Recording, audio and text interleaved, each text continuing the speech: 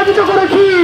আবার যদি খেলতে আসেন, এই দিল্লি না ঢাকা, আজাদি না রাজপথ।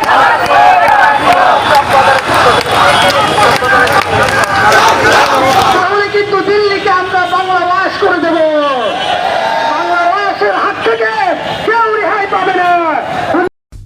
বিএনপির সিনিয়র যুগ্ম মহাসচিব রুহুল কবির রিজভী ঘোষণা করেন যে তারা বিমান, স্থল এবং সমুদ্র ফ্রন্টে দেশের নিরাপত্তা নিশ্চিত করতে সজ্জিত। এই দুই হাতে হয়তো একদিন অস্ত্র নিয়ে আমার স্বাধীনতা। তিনি আরও জোর দিয়ে বলেছেন যে সামরিক বাহিনী তাদের পাশে দাঁড়িয়েছে এবং বাংলাদেশের 180 মিলিয়ন নাগরিক দিল্লির আধিপত্যকে চ্যালেঞ্জ করতে প্রস্তুত।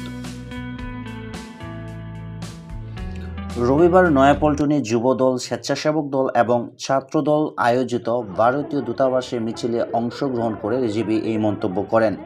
তিনি আরও জোর দিয়ে বলেছেন যে বিক্ষোভটি শান্তিপূর্ণ এবং সুশৃঙ্খলভাবে সম্পন্ন হয়েছে। ভারত বিভিন্ন ষড়যন্ত্রে জড়িত বলেও তিনি উল্লেখ করেন।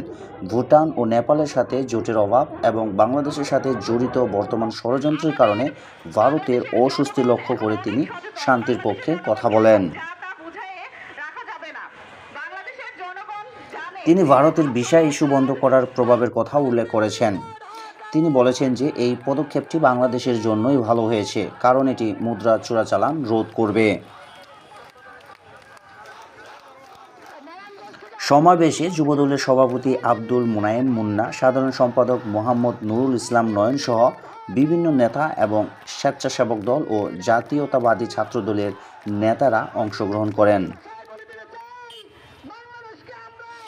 বিএনপি জানিয়েছেন যে জাতীয়তাবাদী ছাত্রদল, যুবদল এবং স্বেচ্ছাসেবক দল কলকাতা ও আগরতলায় বাংলাদেশের সহকারী হাই কমিশনের ওপর হামলা, জাতীয় পতাকার অসম্মান এবং সাম্প্রদায়িক সহিংসতা উস্কে দেওয়ার প্রচেষ্টার প্রতিবাদে এই পদযাত্রার আয়োজন করেছিল।